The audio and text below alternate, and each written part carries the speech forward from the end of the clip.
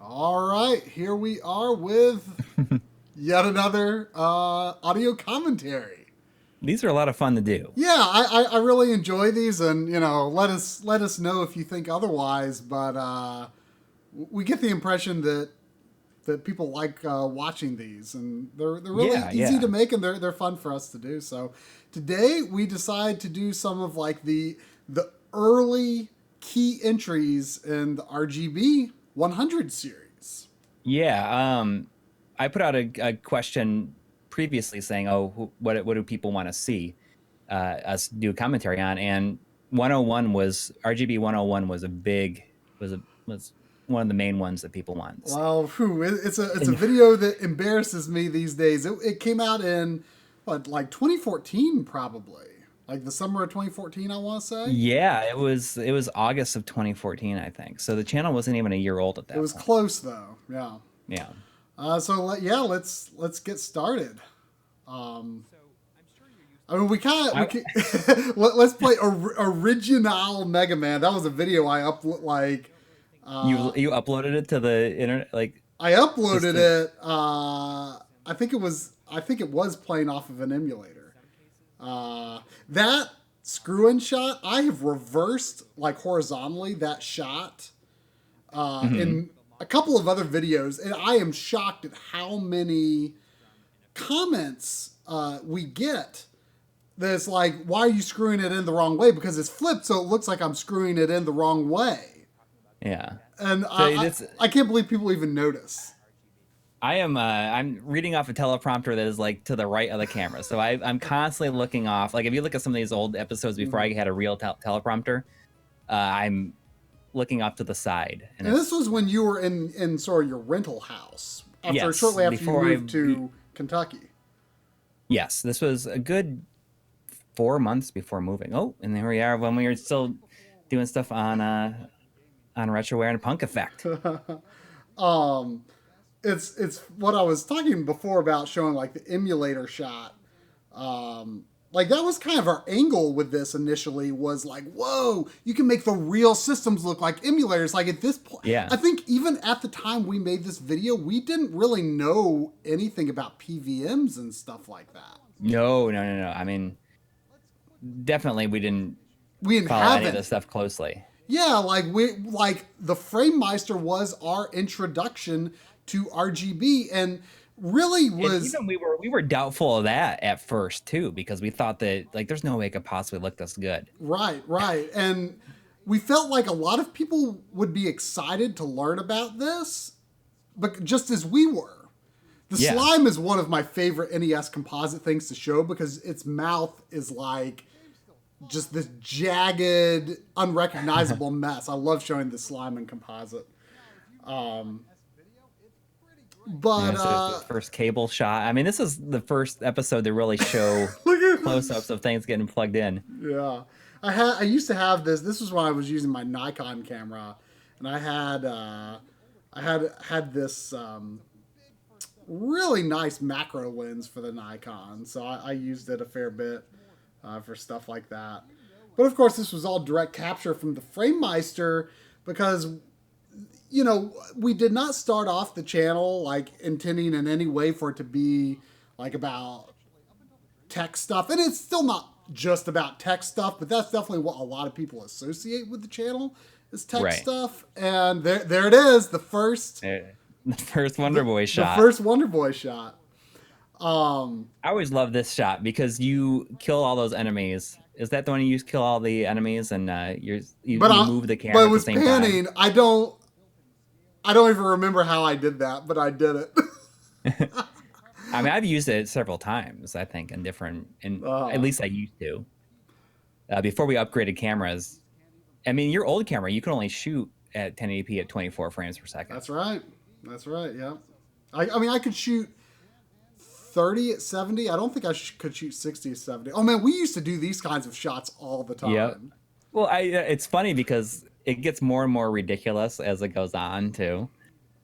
Like the lag gets worse and worse. Yeah, we haven't done a shot like that in a long time though. And you went to a Best Buy and took these photos, didn't you? Yeah, I forgot that I did that. Like, actually, that's weird because it doesn't feel that long ago I did that. Wow, look how few Genesis games I had.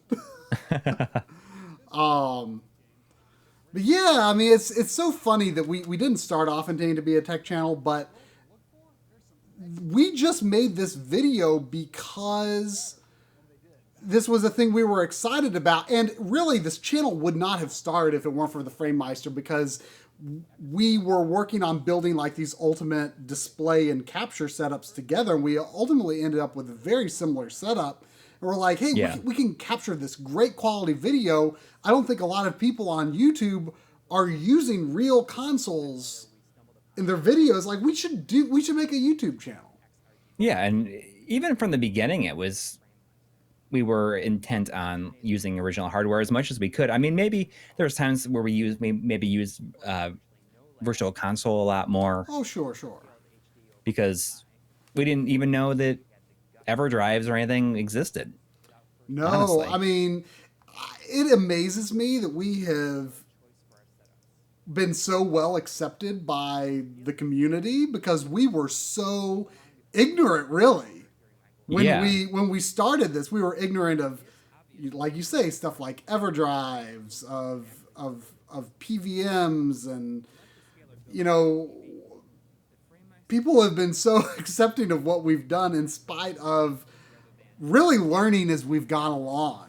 And I guess it's just because we've got this sort of mindset where we have kind of learned what problems to look for and how to correctly analyze a device and a product and what it is doing. It's been much more that skill set of how to analyze rather than just knowing what we were doing from the get-go, because we certainly did not. Well, not only that, but I think that a big part of it is that we are not afraid to admit that we don't know. Oh, yeah. We are not afraid to ask for help. I mean, yes. We have all of our scripts fact-checked by multiple people now. Yeah, at least the technical ones, especially the RGB ones. Like, yes, I mean, people who we trust with our lives. Yeah. I mean, that's exactly it. I mean, in a lot of ways, like, we are kind of like a mouthpiece for those people. Yes, I guess that's true. Getting that information out there. But I mean, we don't pretend like we have all the answers. We're not going to, like, just say something that we think might be true off the top of our heads. Right. Oh, there's wonderful. That's another reason we do a lot of why we script everything. Yep. Also. Yep. Because we don't. Wow, that shot was before I had the wood panel wall back there. Oh yeah. I mean, I remember because I was in that house. I didn't have a lot of space to shoot my video, and I was always really envious of the space that you had to create your shots. And it's really it took me a long time to kind of get something that was even remotely on par with what you have. Excuse me. Red, green, blue. Yeah. It all comes together. I'm like always kind of like in a lot of these videos, it looks like I'm like leaning forward. I'm using a lavalier mic there too. Oh yeah, I used a lavalier in RGB 102, and I do not like how it sounds. I hate RGB. We'd like to thank everybody. How that episode starts. Yeah. Oh, that was just gonna be like an update to this, because so this really the thing that broke this video. There's that old TV. And there were so few boxes. That wall is covered in hardware boxes now. I mean, the thing that really broke this episode in terms of there's a broken PVM. Yeah. Well, I guess we had never seen one. We'd never seen one in action with a game on it. Right. Okay. So I guess we did. We were aware that was a thing at this point, but we had because that one was broken. I just coincidentally happened to have it because it was being thrown out at work, and I'm like, oh. Mm-hmm. It looks so cool. the thing that there's a lot of Evan Amos's photographs right there. Yep. But the thing that, as I was saying, the thing that really broke this episode is the fact that it got posted on Kotaku. Yes. Which is where it got a lot of attention at that point. And for the longest time, it was, hey, there's Rachel right there. It's funny seeing this. It's kind of like, oh, well, we know that person now. Yeah, it's wild. That person lives very close to me now. And the Yeah, yeah, and she's going to be in a upcoming some upcoming documentary type stuff as well. yeah. But I mean, just getting that posted on Kotaku was such a big thing. That was not the first time that something had been posted on Kotaku. I think that our How to Beat Wind Waker HD Shovel and Knight. the Shovel Knight was posted on there. But Yeah. this was really the first thing that was posted on there that had us in it Yes. as hosts. Yeah, and two, I think what's so interesting about that is like that was always like at that stage of the channel, like getting a post on a big website like that was always like a big break. Yeah, well, I mean, but yeah, but it then was- at the end of the day, you look at a lot of these videos, huh? And we were like, it got like 10,000 views Yeah, and you know that in a weekend. It's crazy. yeah, it's that kind of thing. Like does not getting shared on. I mean, certainly we're thankful when it happens, and it does have an impact. But the impact now is so much smaller than it used to be because the growth comes through YouTube itself Right. more than exactly. anything. I mean, it's all it always helps for it to get a wider share, but Right. but yeah, it's not the impact it used to be. By the way, these shots of the spinning, these are you can sort of see it be a little jerky, and that's because that was on a Lazy Susan that And you were I was you're- manually moving it with my hand. And you just probably had a green cloth on it, right? Yeah, I think that's right. I'm actually impressed that they're as halfway decent as they are. But that was before I had the motorized turntable. And like now, like I haven't used that motorized turntable in quite some time. Set up. And I think there's like a trash can shot or trash can sound effect after that. I love that tap, tap, tap, zoom. Oh, and you're like so happy going over there to plug it in. You're like kind of laughing. You're like, oh. Yeah, that's our first setup tour was kind of in that. It was in that house. That was the RGB 102. That I was, guess. yeah. We should do that one some other time. And you're talking about the darkness of the virtual console. Even then, we knew something was off. Oh, yeah. I mean, I knew that. I mean, I knew that before our, back when I had... It was kind of funny is that like we kind of like talk some smack about the analog NT here. Oh, it's yeah. like it's $400 or $500. $500. And Well, I mean, the point was that it was... I think the point was that it was like kind of going to be essentially the same thing. yeah. I mean, the results were basically going to be equivalent. And, there was no like bumpers between us. Like there, we just like cut our segments together. Yeah, it just goes back and forth. Well, because the whole episode was so short. Like, I mean, at the time I made this is like a 12-minute video or 12 and a half. And like for a long time, like RGB episodes were really consistently like 12 to 13 and a half minutes. And now it's like gotten way out of control. But at the time I made this, I was like so exhausted. Like this is like the most complicated video I've ever made in my life. And now it's like a total joke compared to what we do like almost every episode. I don't think that we can make a 12-minute video even if we really tried. No, make a 12-minute video. because we do try and we fail every time. We tried to make we're like the Mega SG video where it's going to just be 20 minutes and that's it. And it's like what, like 44 minutes or something like that. I mean, yeah. Yeah, I mean I do feel that it would be more of an effort to make it 12 minutes than it would be to do basically anything else. What's never going to happen again. This is kind of like a montage here at the end, isn't it? Yeah. Oh, that was like composite to RGB. Like, I think N64 has like the best composite. I remember at the time, that's the end, I guess. That is the end. So yeah, anything else to add before we move on to RGB 104? Well, I mean, not really. I mean, I feel like our on camera stuff is it's really close to us in these. It's just like we're like really up in the camera. I feel like. Yeah, I hadn't quite dialed in that distance yet. Yeah, same here. But Same here, obviously. RGB 104, like this was kind of a passion project for you, and this was maybe a little over a year after the RGB series had started. Let's go ahead and start it. All right, yeah, here we go. Oh, so one of my favorite things about this is I put out a call on Twitter. That's Matt Buxton from Video Game Perfection saying, does anybody have any photographs or anything of them or video footage of them playing games on a CRT? Mm-hmm. And these were all like user submissions. That's kind of fun, you know. I think it's fun for people to be able to and get involved in it. And so sort of at the time, like we had only been just getting back into playing on CRTs, you know, like I said before with 101, That's like my first slider shot right there. Oh, that was it was our intro.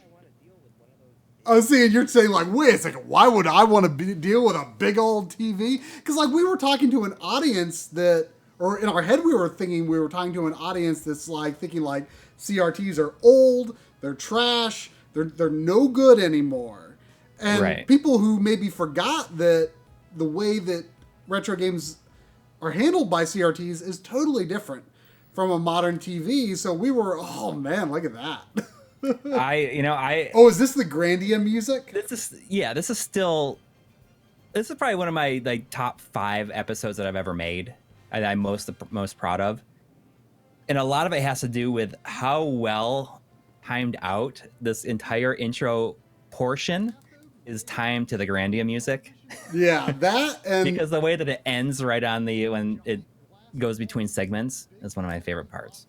Yeah, I mean, it was. Then were you using that Persona shot? Yeah, there's a lot of stuff at the beginning of that. A lot of the stuff is from the previous episode. We reuse as much stuff. I mean, we try to.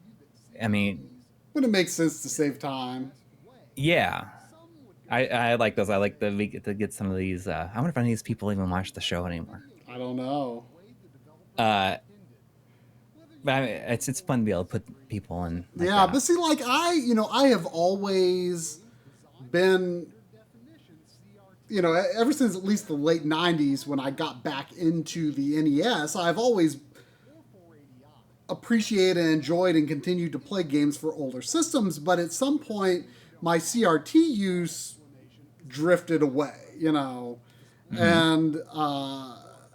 I just didn't really. I mean, I kept CRTs because I liked them, but they weren't a regular part of how I really played games. And so we were kind of taking that perspective, I think, with this episode of like, hey, like if you haven't thought about CRTs in a long time, like here's why you might want to take a look again. And this was also at a time when Goodwill was still accepting CRTs, and like really, I want to say like probably less than a year after this came out, like they stopped taking them.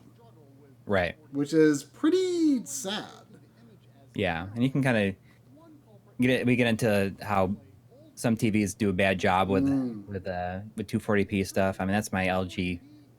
That was like my main computer monitor for a long time. Yeah. And here's where we're talking about like 240p isn't like a proper standard. It's like a trick to trick the electron gun to put the next field on the same line as the previous field, right? Which fundamentally makes a progressive image. And a lot of people. Is this? That's kind of one of our regrets of this episode. Yeah, is we put a Mexican flag, like really to honor Artemio Urbina, who who helped us out a ton with this. Yes, he has helped us a ton with so much over the years. And like, we just wanted to put a Mexican flag on there, in his honor. But a lot of people mistook that as us like saying that Mexico is part of South America. And they're like, Mexico is not part of South America. And we're like, we know, we just put that there for our friend. We did not mean for that to imply Mexico was part of South America. But there's we still get comments on that. So I hate that. Yeah. That's too bad that happened. But there are also comments that people will say like 240p does not exist. Like, people think it literally does not exist because it's not proper standard. It's like, no, it works. It's just, it's a trick because analog technology is malleable. You know, it doesn't have to like fit within like these defined parameters that a digital display. I always like the squishing sound that I use when I do that. Yeah. It's like, I feel like, don't I do that something like that in the Genesis episode when I insert the like the 32X or something? Yeah, as I make like a squishing sound. I think you might have changed it because you decided it might be a little too much. Yeah, it's true. That's like the back room there. This is like shortly. This is about a year after moving into this house, as far as I know. As far as I can remember, at least. Yeah, that would make sense. It's about exactly a year because this came out at the beginning of December. I think this was maybe the last episode I shot with my Nikon camera. Oh, really? Because like this came out in December that year, didn't it? Yeah, I feel like you had another year of this. No, maybe because it is. I love that, and this is all like off screen, but the way that the music ends right there. Oh yeah, there you're. I don't have that TV. That TV is now at Arcade Legacy. Give it to him. No I don't have my lag TV mounted zone. I'm also wearing my Game Sack t-shirt. Yeah, I just noticed that. Oh, here it is. There's the button press. See, it gets even longer. That was using unplayable. That was using your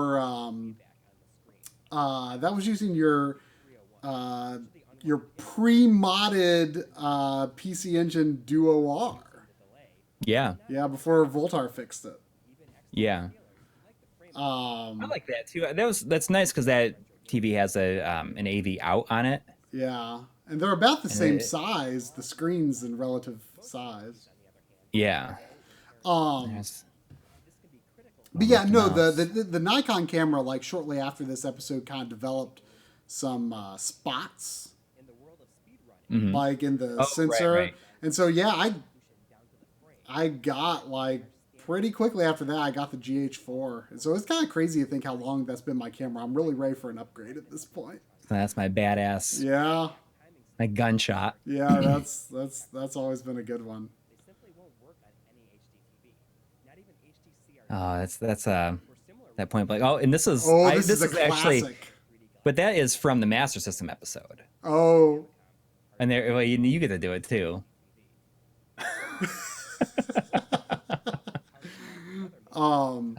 There's the Soldier Blade. Are you sure that it's like I'm talking about the black levels of the TV? This was very difficult for me to shoot because I had a really hard time making it so that I wouldn't get a refresh line on the TV. But I'd recently found out how to do it, which is I just had to turn the camera on and off repeatedly until it like was basically right on the refresh of the TV. Yeah. Like the shutter was right on the refresh. Yeah, I mean, we were using very different cameras back then than we are now. Yes, I mean sometimes you can still see it like that, but it took a while. Well, this was a fun little. Yeah, I remember when you were doing that. I remember sitting and editing this and be like, "Hey, can you make a video showing the scan lines, like how it works on the TV?" It's a pretty elaborate graphic, really. Yeah, I think we reused it at least once or twice. Yeah, I mean, we don't do stuff like that often anymore. Oh, that's an old shot too. I like this because I feel like that the sweatshirt you have on right there like makes you look like you're 15 years older than you. I don't know why. Just like in that shot, you don't see you, but just like wearing that sweatshirt. I don't know. It's just that shot makes me think that you're like you're mid to late 40s.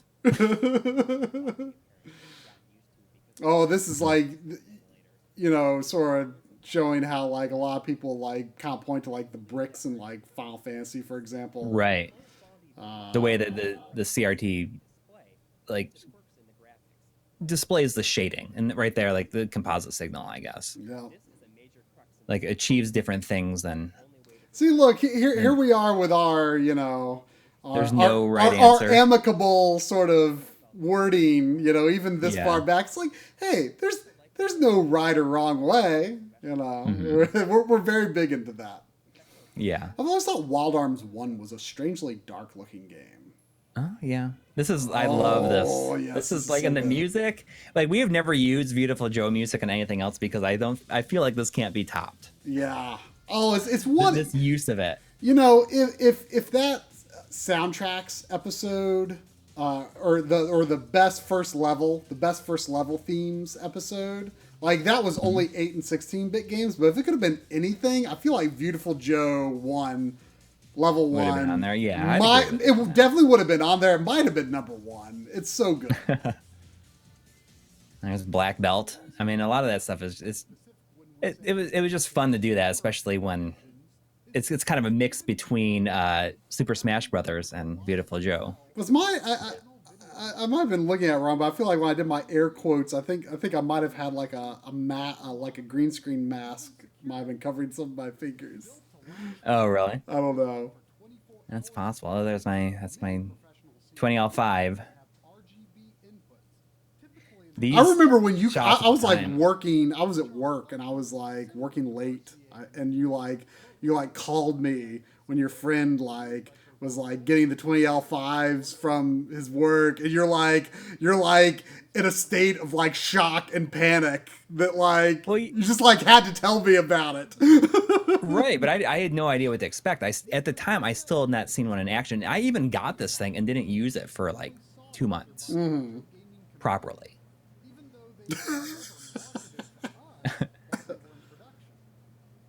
That's my old. Oh, here's Phone Dork.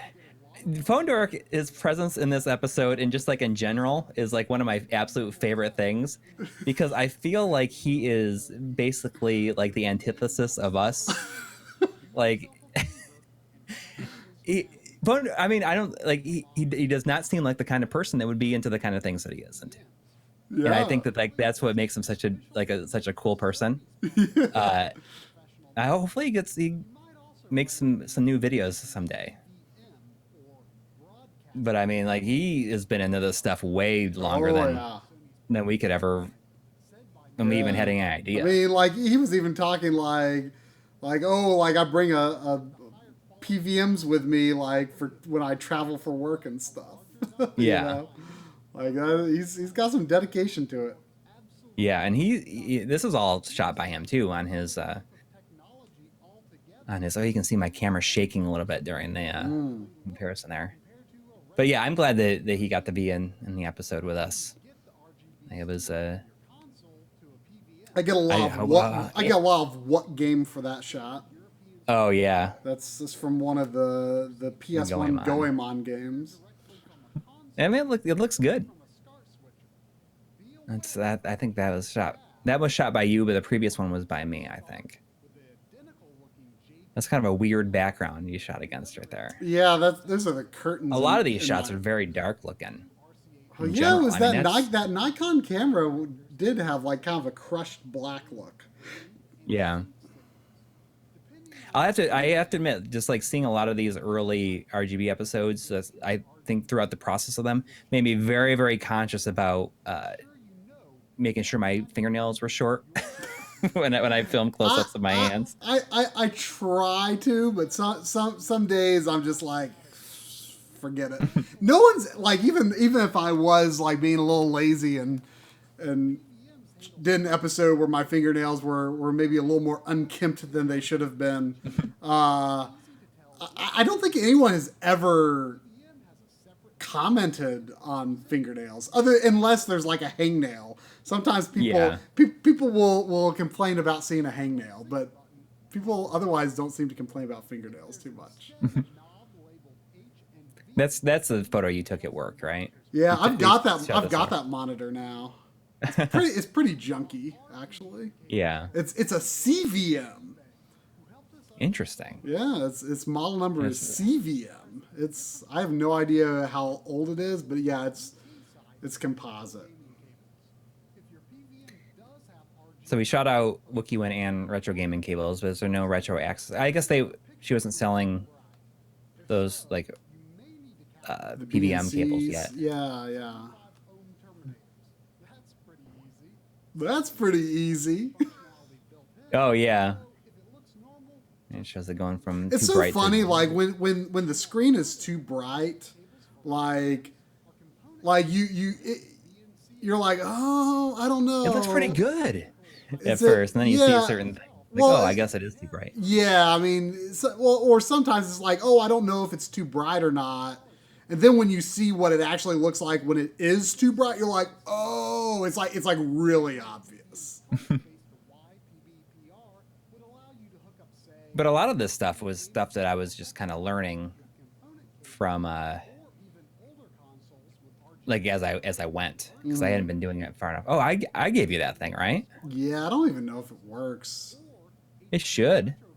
I feel like something. That's HD Retrovision cables before they were out. Yeah, it was a prototype. That was a prototype. Yeah, I have that, and the reason I'm holding it that way is because I'm covering up like a hot glued, like it was like had hot glue around the switch on it. I remember when I was shooting that comparison for that Kirby Superstar shot. Mm-hmm. That was when I discovered that my save was gone.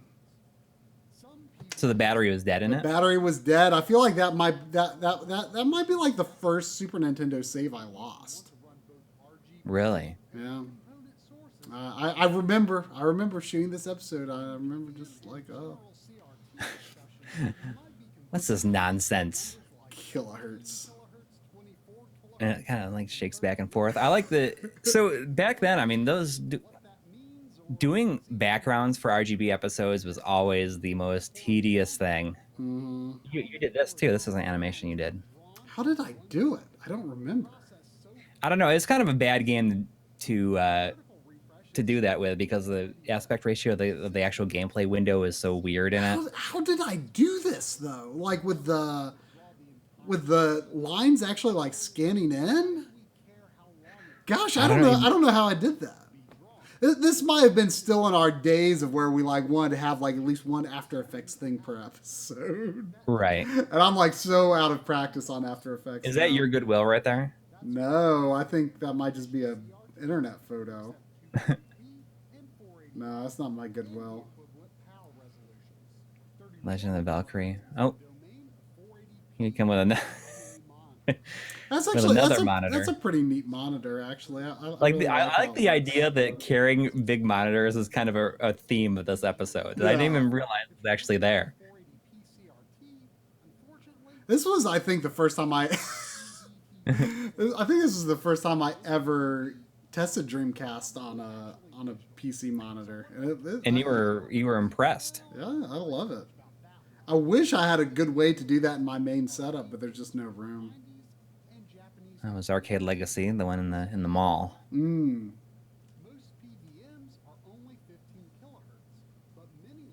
Look at that. Mario Galaxy is such a good-looking game, I think. Yeah. But here it's like 480p on a PVM is almost otherworldly, and it kind of is. Like it's such an interesting. I feel like you like 480p on a PVM much more than I do. Yeah, that might be the case, but I mean, I feel like it's dark on PVM. It looks dark, yeah. And at the same time, I've kind of learned to appreciate interlaced on a CRT more. Oh yeah. I like yeah. This is kind of your last big hurrah for this TV too. Like it was your yeah. HD CRT. I think I got rid of it. Maybe about that March, sort of a spring cleaning. Like I had sort of decided the year that we did this episode to get rid of it, but I decided to wait until this episode was done, and then I shot like a little extra B-roll just to have as archive, and I've had to go back to this footage a few times. I have no idea why I used Xenosaga Episode 1 for it, but yeah, I mean, you basically used it for everything. I don't know why you just chose that one game. Yeah. Well, of everything. But, oh yeah, you did. Yeah, because we just wanted to show the close-up of it. But, and then the letters disappear. There's an error right here where the descriptions disappear. Or were they not there at the beginning? Maybe that was it.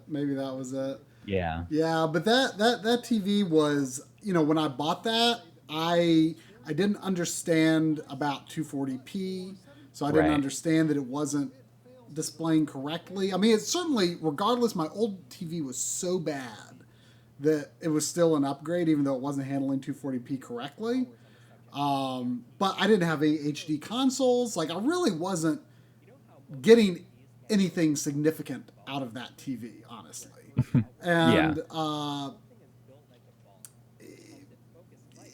you know, by the time I had an HD console, like, it was like, oh, this is neat. And then I finally got, like, even just a small 32-inch fixed pixel 720p TV. Like, even that made PS3 look a lot better than that HD CRT. Like, it's just those kinds of CRTs. Like, I understand when people, like, say they really love them because, hey, at one point, I also thought I had the best TV in the world. Because I thought LCDs weren't ready because they didn't have very good black levels and stuff like that. Right. But it's definitely not.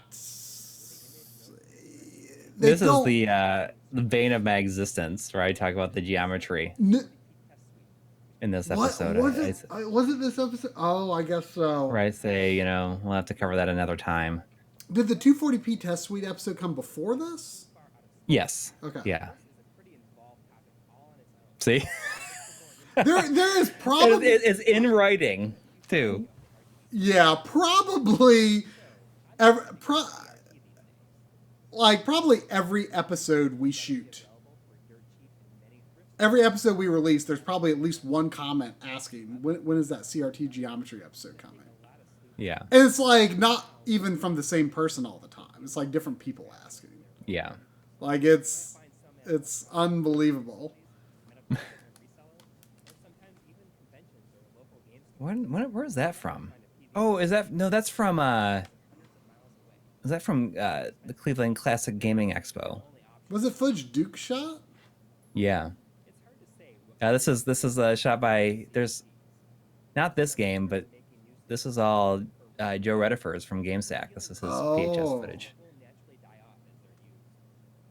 But then that's yours. I remember I was shooting that like very last minute, like while you were finishing the episode, and you're like, I really need some sort of shot. Yeah, it's a good shot too. And that kind of became the thumbnail. That, yeah, it became the thumbnail. Yeah. I just kind of moved the camera back. Yeah, and same with that too. Yeah, I guess we kind of just used the same thing for the end, even though it was Streets of Rage before.